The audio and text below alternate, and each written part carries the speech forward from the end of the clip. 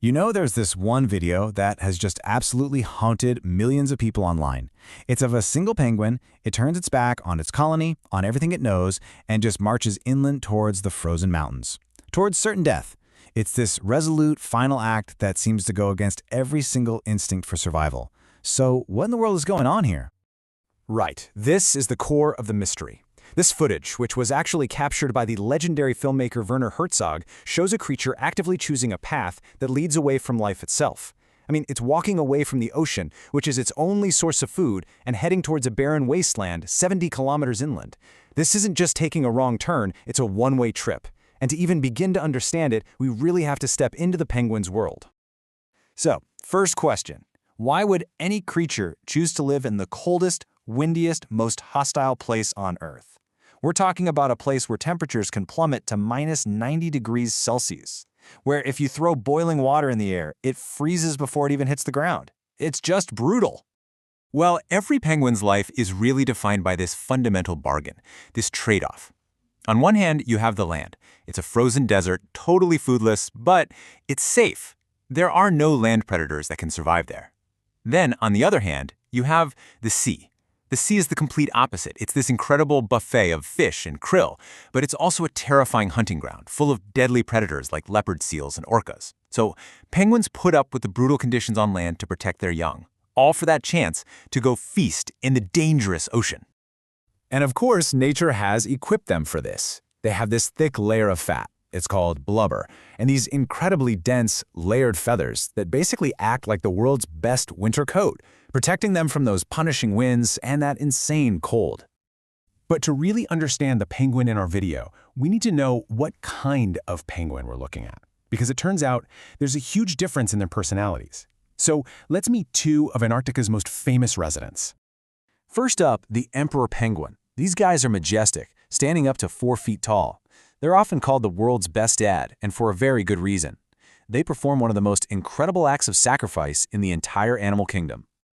Okay, just try to wrap your head around this. This 4-month ordeal is one of the most extreme parenting stories on the planet.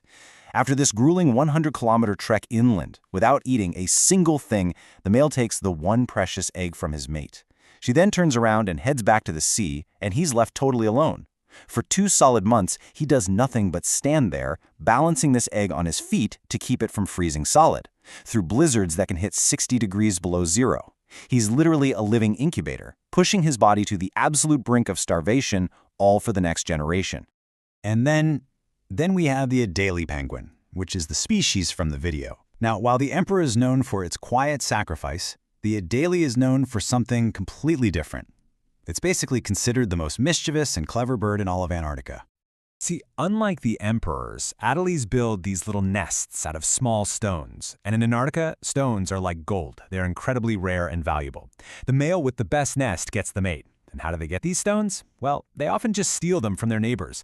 They're social, they're hyperactive, and they share parenting duties equally. The dad doesn't have to go through that long fast all alone. This is a very savvy, very social survivor. Okay, so now we have a much clearer picture. The penguin in the video isn't some stoic emperor programmed for this solitary sacrifice. It's an Adélie, a smart, social survivor. And you know what? That makes its final walk even more baffling. Why would a creature so full of life, so connected to its community, just walk away from everything? The most widely accepted scientific explanation for this is, well, it's as chilling as the Antarctic itself. Biologists call it a psychotic breakdown. But this isn't about emotions, not the way we think about them. It's about a catastrophic failure in the penguin's internal hardware. Think about it like this. Penguins have an amazing internal navigation system. It's like a biological GPS that uses the Earth's magnetic field, the position of the sun, even the smell of the ocean to guide them with pinpoint accuracy over huge distances. But just like any complex system, it can break. A brain infection, some extreme stress, maybe some other unknown trigger can cause a fatal glitch.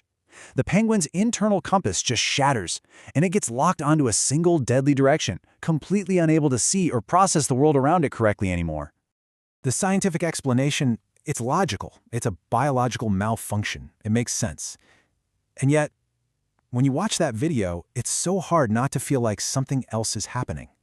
It leaves all of us with this lingering, really powerful question. Could a penguin be heartbroken? I mean, could it be suffering from a loss so profound that it simply gives up? And here's where it gets really complicated. Science actually tells us that penguins do show behaviors that look an awful lot like grief. When a chick dies, the parents will stand over the body, making these mournful calls. In their distress, they've even been seen trying to steal a chick from another pair. It's a clear, powerful display of what looks exactly like loss. So in the end, we're left with two explanations: a tragic glitch in the brain's navigation system, or a creature just overwhelmed by something that looks so much like sorrow. Werner Herzog, the filmmaker who captured this moment, he didn't try to save the penguin. Antarctic law forbids interfering with nature. He just watched it walk until it disappeared into that vast white emptiness. And maybe he described it best: a lost traveler who left everything and set out for an unknown destination. So what do you think you're seeing when you watch that lonely figure walk away?